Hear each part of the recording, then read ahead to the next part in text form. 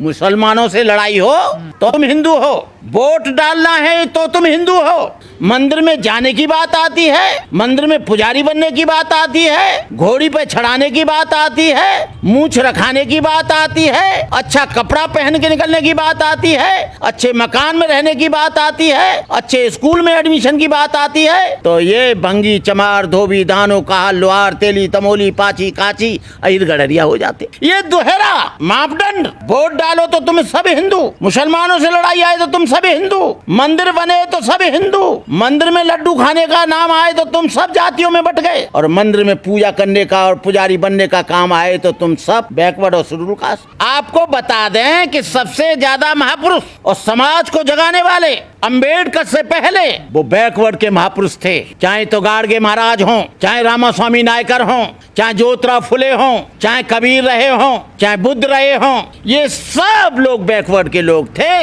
इन लोगों की बात इन्होंने नहीं मानी। ये लोग नहीं सोचते कि हमारे महापुरुष हमारे पूर्वजों ने हमको क्या बताया तो ये हमारी क्या बात मानेंगे। पढ़ा लिखा बैकवर्ड है, वो इस बात को जानता है कि हमारा कहाँ शोषण हो रहा है, वो इस बात को जानता है कि हमें कहाँ गुमराह किया जा रहा है, वो जानता है कि हमारी जमहूरियत खतरे में है, वो जानता है कि हमारी स्वतंत्रता खतरे में है, वो जानता है कि हमारी शिक्षा खतरे में है। इन मनुवादियों ने ये तोड़फोड़ की नीति करते हैं। शेड्यूल कास्ट से बैकवर्ड को लड़ा दो, बैकवर्ड को किसी और से लड़ा दो, शेड्यूल कास्ट को मुसलमान से लड़ा दो। ये हमेशा एक दूसरे को लड़ाते रहते हैं।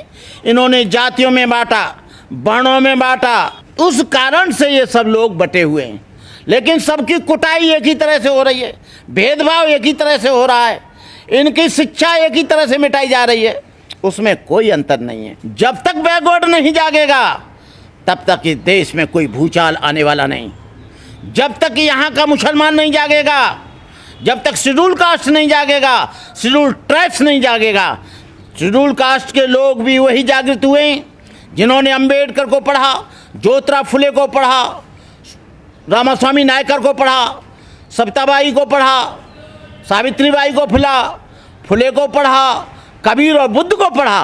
वो लोग जागृत हुए, और जिन लोगों ने नहीं पढ़ा, चाहे तो वो शेड्यूल कास्ट के लोग हैं या बैकवर्ड के लोग हैं, वो जागृत नहीं हुए। वो आज भी अंधविश्वासी बनकर उनका झंडा लेकर और आज भी वो उसी तरह से काम कर रहे हैं। मैं कहता हूँ बैकवर्ड के लोगों से संविधान को पढ़ो और उसमें देखो कि बैकवर्ड के पिछड़ा वर्ग को डॉक्टर अंबेडकर ने क्या लिखा है, क्या बताया है।